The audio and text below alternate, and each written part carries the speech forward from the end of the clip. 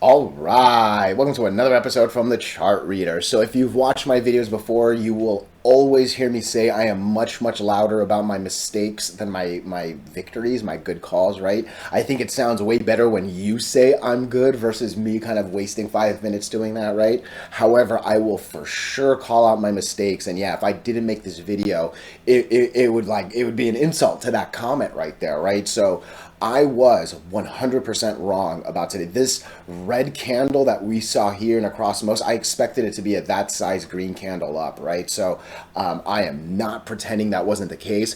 I for sure threw away a good amount of profit on CGC personally. It was sad. I woke up really early to see a good candle and it was just red and I couldn't go back to sleep. That's how disappointed I was, right? But hey, end of the day, it didn't ruin my day. I'm still smiling. I still hopefully said all right with my normal energy, right? Like, that said, I want to learn from this. I want to not make this mistake again. And really, I want to hear your thoughts, right? Whether you're short term and you maybe did the same thing I did, whether you are as smart as the people in the Discord, and there's at least one that very, very much called out banking, and I'm glad it happened, right? I'll go over that as well. But yeah, and then from the longs, believe me, I still think this is a good news long term.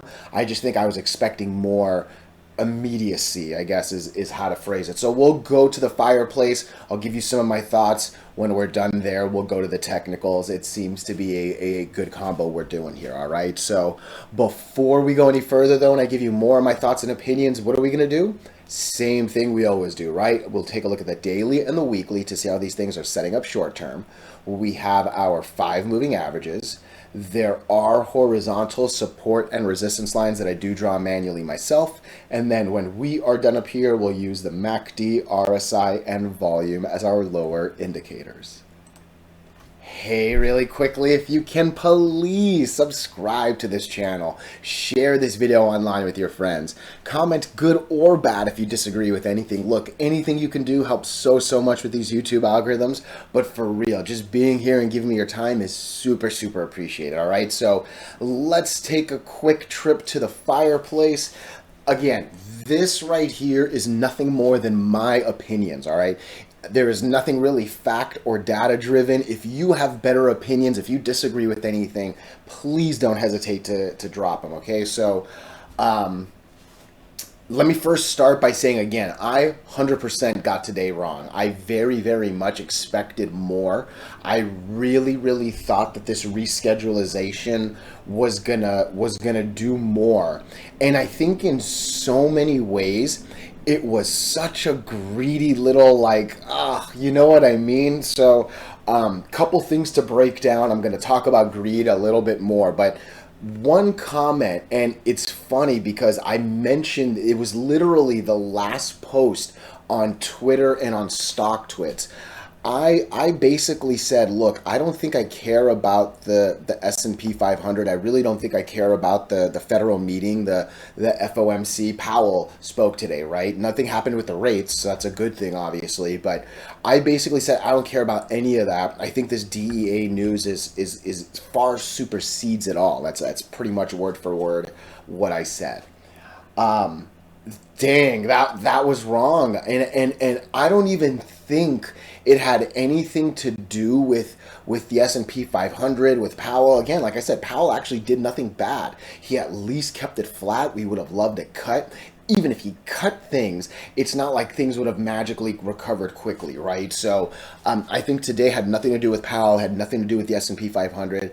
I really just, the momentum from yesterday couldn't hold today. And for me, I will honestly say I expected new headlines, I expected extra headlines, and this and that. So I really still don't know. And on the Discord, it sounds like the answer is no. Listen, Leisha sent me an article that my wife found. I think it was an AP News article. There are some publications that said yes, the reschedulization is 100% complete and has happened.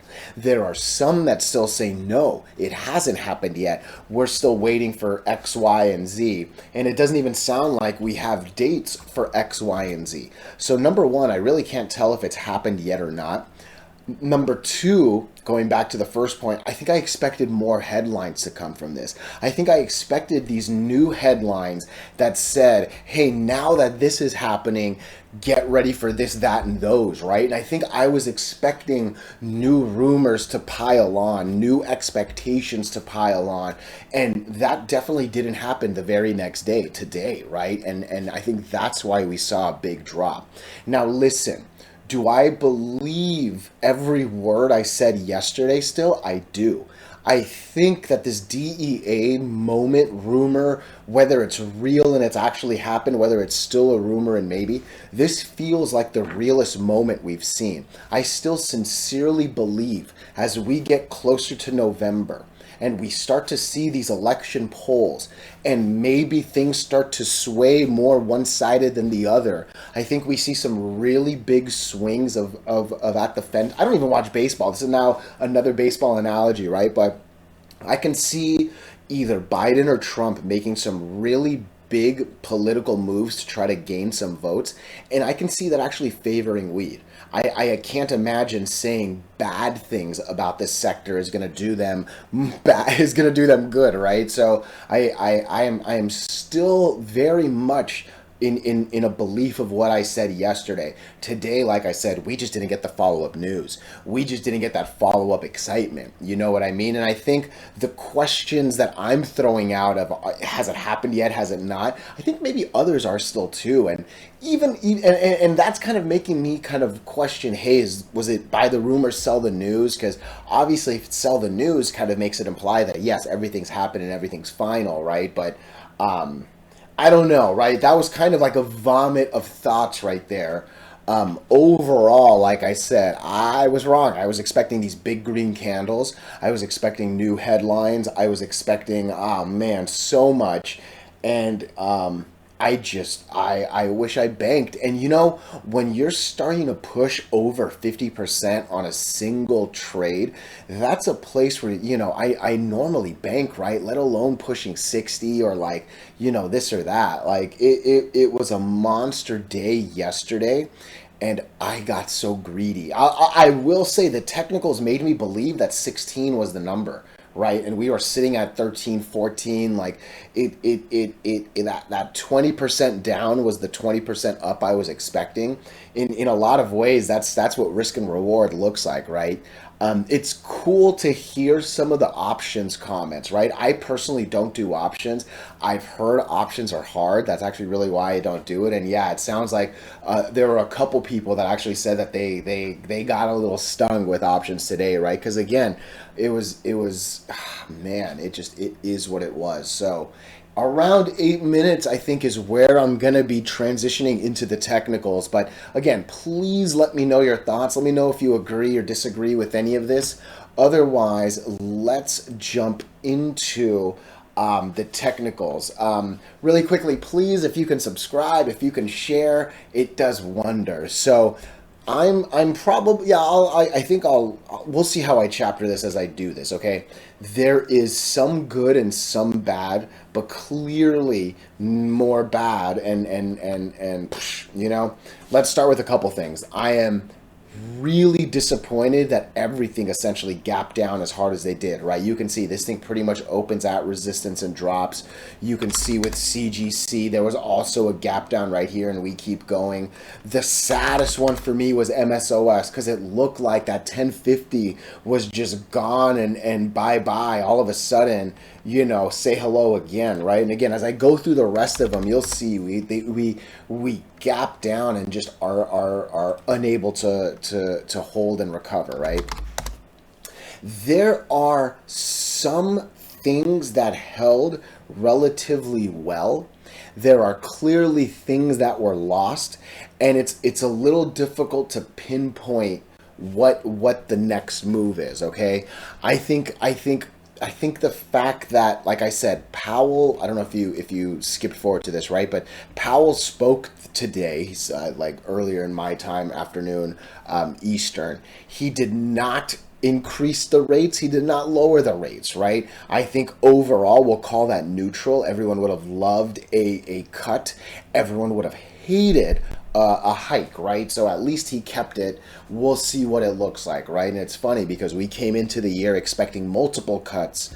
We are yet to see a single one, right? So with that said, we obviously lose this 231 resistance that we broke. We obviously lost the 200 MA, and you know this I'm surprised that the 20 moving average didn't kind of correct itself. Instead, it looks like it actually, okay, it hasn't actually death crossed yet, but it looks like the 20 is about to go under the 100. And I'm a little surprised that we didn't get even like the slightest bit of a nudge. You know what I mean? But again, I'm not here pretending I know the math, okay? Um, it is also an interesting anomaly to see the MACD actually kind of still goes up today. RSI clearly does not, right? So there are a couple like discrepancies, I would call it, on this Tilray chart. And you know, yeah, I think on the technical side, look, I'm glad we stayed over the 50 and the 100, okay? Those two lines are very hard to break up and they should be very hard to lose down. You can see it. We peaked under 1 for a moment. We actually never came below the 50, right? So I think for me, as we start getting into that low 190s, that's where my concern will go. I for sure will worry if we lose 190 tomorrow or by Friday on Tilray, right? I did not like Tilray because it was under all the moving averages. I did not buy a single share of Tilray yesterday because it was under all the moving averages, right? So, this needs to at least hold those two lines, and really these two lines should actually be strong enough to bring us back. Look, I need Tilray. Let me scroll back a little bit. What's this line? No, that's exactly on it. What's that line? That's a little high. Maybe that is the line though. Okay, I need, and you know what? I'm gonna lower 231 because obviously 231 I think mattered a good amount today. I think this is what I need, all right? I would not touch Tilray until this thing can get over 220. 221 is literally what this line says, right? But 220 sounds good. That will get me a decent chunk away from the 200 moving average, and I'll feel good. Look, the one thing that did not happen across all of these was there was no confirmation. And if there's one thing you hear me always say is confirmation is king, it's queen for my ladies out there. Man, I am a greedy little human. I did not wait for confirmation. I did the worst thing possible and I assumed confirmation. And man, it's so hard to break one line, it's so hard to break two lines. It is really hard to break all five. Even with CGC, it broke two lines. I very, very, very much underestimated the difficulty of two lines. I'll get to this later. Again, this isn't a horrible candle. It's not a great candle. It's a bad percentage, right? But again, I confirmation is king. We didn't have the follow-up news. Technically speaking, 220 is the number. I would be very, very worried under 190. I think this 185 line is still a good line right here. All right. So, yeah, let me know your thoughts. Let me know your opinions, even if you disagree. Let's come into CGC. Okay, CGC, this one's a little bit of an interesting candle, okay? Because, again, I talked about it in the beginning. We do gap down on this one as well, right? That is the common theme across all of them. From there, we never, even you can see it's a very small wick, let alone, you know, anything above what we closed at yesterday, right? So that's always a good disappointment. I'm sad we lost this 313, but the one thing that I like, I guess not the one thing, the two things, and I mentioned this on the Discord, I said this well before the day closed. We needed to hold this. I talked about this 4-3 candle a lot yesterday. I'm glad we didn't lose it. We're also nicely above 50% of yesterday, right? I'm glad we didn't lose 50%. We came close to it. We came close to losing more than 50% and that candle, right? But this is why I wait to make my videos when regular hour closes, right? So I'm glad we lost this. If we lose 1090, I think it's going to be a real quick drop below 10. All right. So today wasn't good. This no I did not want to see. I lost too much profit. It was embarrassing just kind of looking back at the day, right? But again, I'm not perfect. This is why every single video, every single ticker, I always say, just if you disagree with me, don't hesitate, right? Like I'm just a dude, right? So today could have been worse. Today did some technical decencies, right? But yeah, if we lose 1090, we will come down to this 8 moving average sitting at about 975, give or take. I think what's going to basically be my re-entry point is 1311. So I did get stopped out. I got stopped out on this wick. Clearly it closed a little bit better than I sold. Again, do I care about that? No, because again, I should have sold at 15, right? And I come back to this, aged well, I think is what I said. Boom. Okay. Yesterday, there were people, and I will say the loudest for sure was Gonrito, okay? Talked about banking, talked about making beautiful, beautiful percents on a beautiful, beautiful single candle and banked. And said, you know what, I'll buy in again tomorrow if it tells me. Clearly, it never said buy back in, right? So make a plan with 5 minutes left. I made a bad plan. But hey, I can at least still laugh about it, right? I can. I talked about the down. Got to get back over this 1311. I think that's kind of it. Let me know if there's anything else. Otherwise, let's take a look at ACB. Okay, again, we did. Oh, did we? Hold on. Oh, this one wasn't. Yes, this one actually had. This was the one. Look, just like I said on CGC, right? This held the 4-3 candle. That one doesn't have a line on it. ACB actually does have a line on the 4-3 candle. This, again, you can see is 4-3. We closed above it. Hey, we closed above it. There was a wick below the 8. There was a wick below that line. We closed above it, right? And tomorrow, the one thing we did not do, though, we definitely lost more than 50% of yesterday, right? I would say 50% is about there. I think that's the re-entry point for ACB. I think I need this to get over 777. I think that's a really easy number, $7.77. If we can get over that, hey, I think there's reason to believe it might recover. We do not. And I'm going to actually ignore this line, and I'm going to go with the 8 moving average. We do not want to lose 715, because if we lose 715, it actually might be a quick fall down to this 680, 677 number down here, okay? So that's kind of the quick up and quick down for ACB. Let's move into SNDL. Okay, interesting little candle right here, all right? And I call it a little candle because this one's almost a doji here. I would say this is the dojiest of the group so far, right? Some people thought, you know what, this actually didn't deserve to die and actually made a really high wick recovery. This thing definitely made the low wick, and you know, we saw others drop pretty low as well. Man, this thing recovered very, very nicely. I would say, and look, it's not like I got a ruler here, right? I probably would call 50% just a little bit higher than where it closed, but yeah, I think we're close enough to 40-ish% to say, look, that's a decent doji right there. As I zoom back, clearly that 4-3 candle wasn't broken yesterday, so we're still under it, right? But this is an interesting one, and I think these are probably still the lines that matter. I would wait for this to break 245 before entering. I would be very, very worried. I guess this is kind of the line, right? But I would be very, very worried if this loses 205. Okay, I think that's the up and down for SNDL. Let's come into high tide. High tide, you can argue, kind of had the best candle. High tide gaps up. I clearly didn't see that because I've been saying all of them gap down. High tide actually gaps up. High tide definitely holds way more than 50%. We did lose a moving average, which obviously isn't good, right? And then we did wick all the way down here. But yeah, look, this one, I would say if we can get back over 230, that's going to be the bullish number. I don't want to lose 211 because then we're going to start talking about $2. But oh, high tide, surprisingly, I would say is the best candle here. And again, volume.